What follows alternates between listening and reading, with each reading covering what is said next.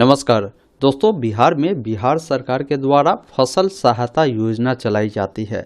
तो अभी क्या है ना कि फसल सहायता योजना जो कि रबी फसल 2025-26 के लिए आवेदन प्रक्रिया आरंभ किए गए हैं।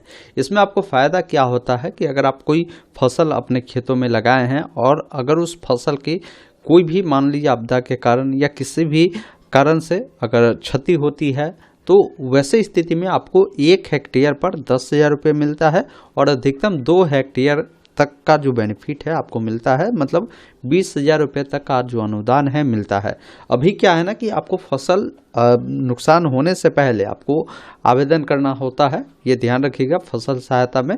तो पूरी अपडेट पहले समझाऊंगा कि अगर फसल सहायता योजना का अगर आपको लाभ लेना है तो कैसे अप्लाई करना है, कौन लोग अप्लाई कर सकते हैं, बेनिफिट कितना मिलेगा, सारी चीज़ें बताई जाएगी। आवेदन कब से कब तक कर सकते हैं वो भी जानकारी बताई जाएगी। तो वीडियो को अंत तक देखिए, पसंद आए तो इसे लाइक शेयर जरूर कीजिए। चैनल पे नए हैं तो सब्सक्राइब कीजिए ऐसे अपडेट के लिए। अभी जो देख पा रहे होंगे यह ऑफिशियल नोटिफिकेशन सहकारिता विभाग के द्वारा जारी किया गया है, जिसमें बताया गया है बिहार राज्य फसल सहायता योजना के लिए दी गई स्वीकृति एवं योजना के क्रियान्वयन एवं अनुश्रवण हेतु विकास आयुक्त बिहार की अध्यक्षता में गठित राज्य स्तरीय समन्वय समिति की दिनांक 12/12/2025 की बैठक ली गई थी, जिसमें यह निर्णय लिया गया है कि रबी जो फसल है 25-26 मौसम में योजना के क्रियान्वयन हेतु निम्न रूपेण अधिसूचित किया जाता है।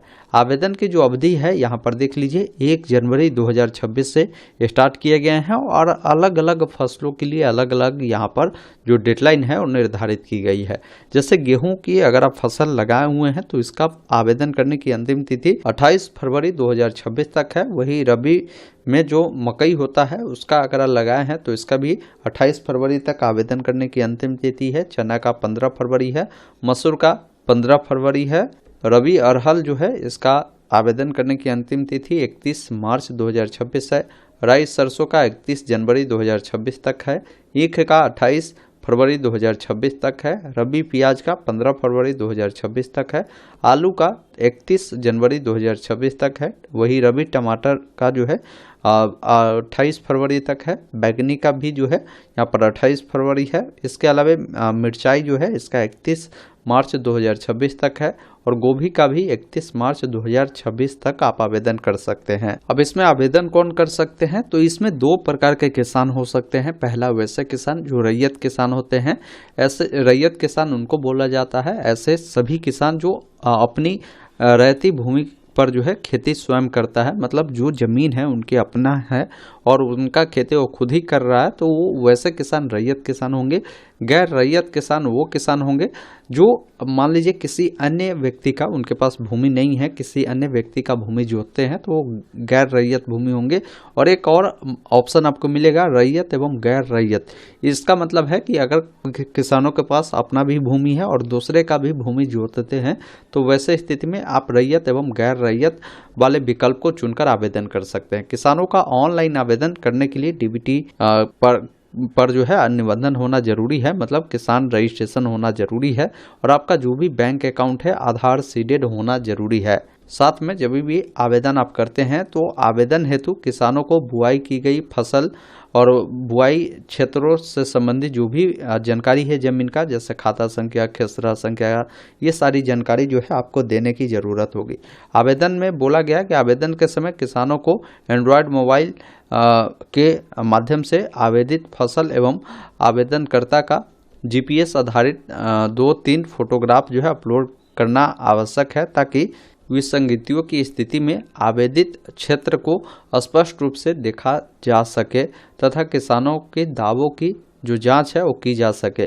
बाकी बोला गया है प्रधानमंत्री किसान सम्मान निधि योजना हेतु कृषि विभाग बिहार पटना द्वारा संधारित एवं सत्यापित रैयत किसान बिहार राज्य फसल सहायता योजना अंतर्गत सिर्फ रैयत श्रेणी अथवा आंशिक रूप से रैयत एवं गैर रैयत दोनों श्रेणी में ही आवेदन कर सकता है।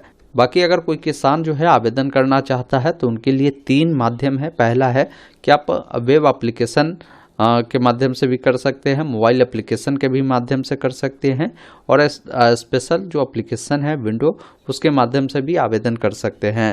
बाकी इसका समय सीमा क्या है वो सारी चीज़ें बताई गई है। बोला गया है कि पात्र किसान जो है, मैंने आपको पहले बता दिया कि अलग अलग फसलों के लिए आवेदन करने का अलग अलग तिथि है। तो देखा जाए तो 1 जनवरी से 31 मार्च तक हर प्रकार के फसलों के लिए अलग अलग तय सीमा है, उसमें आवेदन किसान कर सकते हैं। फिर फसल कटनी प्रयोग के संपादन तथा इसके फलाफल के ऑनलाइन पोर्टल में जो प्रविष्ट एवं योग्य ग्राम पंचायतों का जो चयन है वो 15 जून 2026 तक किया जाएगा। उसके बाद जो योग्य पंचायत है जहां पर पता चलेगा कि भाई फसल नष्ट हुआ है, वहां के किसानों को क्या है पोर्टल पर दस्तावेज अपलोड करने का मौका दिया जाएगा। फिर उनका सत्यापन होगा और फिर उनका सत्यापन के बाद उनका जो भुगतान है किया जाएगा। मतलब अभी ऑनलाइन आवेदन करेंगे ना तो कोई भी डॉक्यूमेंट आपको जो है अपलोड करने की ज़रूरत नहीं होगी। बाकी अगर आपको इसके लिए अप्लाई करना है तो मैंने आपको लिंक डिस्क्रिप्शन बॉक्स में दे दिया है। आप डायरेक्ट इस वेबसाइट पर आएंगे, यहाँ पर आपको अपना किसान पंजीकरण संख्या दर्ज कर सर्च वाले विकल्प पर क्लिक करना है। अब यहाँ पर आपका जो भी जानकारी है देखने को मिलेगा। आपका जो भी वार्ड है अपना वार्ड का चयन करेंगे, बाकी यहाँ पर आपकी जानकारी मिलेगी। बाकी यहाँ पर ज़मीन संबंधी जो भी जानकारी है देना है। मतलब आप जो किसान हैं किस प्रकार का है, अगर आप खुद का ज़मीन जोतते हैं तो रैयत चुनेंगे, अगर किसी अन्य व्यक्ति का ज़मीन जोतते हैं तो गैर रैयत चुनेंगे। अगर आप अपना भी और दूसरे का भी ज़मीन जोतते हैं तो रैयत एवं गैर रैयत दोनों वाले विकल्प को आपको सिलेक्ट करना है। फिर यहाँ पर देखिए भूमि का प्रकार आपको चुनना है। फिर यहाँ पर जो भी आपका जानकारी देना चाहते हैं कंप्यूटरीकृत जमाबंदी संख्या आपको यहाँ पर आपको दर्ज करने की ज़रूरत होगी और एक ऑप्शन मिलता है ज़मीन विवरण जोड़े, जिस पर क्लिक करेंगे। वही अगर आपको पता नहीं है अपने ज़मीन का जो कंप्यूटरीकृत जमाबंदी संख्या, तो नीचे में ये जो लिंक मिलता है ना, आप इस पर क्लिक करेंगे तो आपको रिडायरेक्ट करेगा इस वेबसाइट पर, जहां पर आपका जो ज़मीन है जिस भी ज़िला में है अपना ज़िला का चुनाव करेंगे। जो भी अंचल पड़ता है उसका चुनाव कर प्रोसीड करेंगे। फिर हल्का चुनेंगे, मौजा चुनेंगे। उसके बाद यहाँ पर कई सारे अलग अलग माध्यम मिलता है, जैसे भाग वर्तमान से खोजना है या आप रैयत के नाम से खोजना चाहते हैं या खाता नंबर से खोजना चाहते हैं, जमाबंदी संख्या से खोजना चाहते हैं, प्लॉट नंबर से खोजना चाहते हैं। कोई भी एक माध्यम को सिलेक्ट करेंगे और उस जानकारी को आपको दर्ज करना है। फिर कैप्चा कोड को फिल कर सर्च वाले विकल्प पर क्लिक करना है। अब यहाँ पर देखेंगे ना आपका जो भी नाम है वो देखने को मिलेगा। अब इसमें देखना है कि आपका जो ज़मीन का खाता संख्या खेसरा संख्या कौन है और उसका कंप्यूटरीकृत जो जमाबंदी संख्या क्या है वो देखने को मिलेगा। इसको नोट कर लेंगे। अब उसको यहाँ पर फिल कर ज़मीन विवरण जोड़े पर क्लिक करना है। इस प्रकार आपका ज़मीन का जो डिटेल है ऐड हो जाएगा। आप ओके करेंगे। बाकी यहाँ पर ज़मीन का थाना संख्या जो भी है बताएंगे।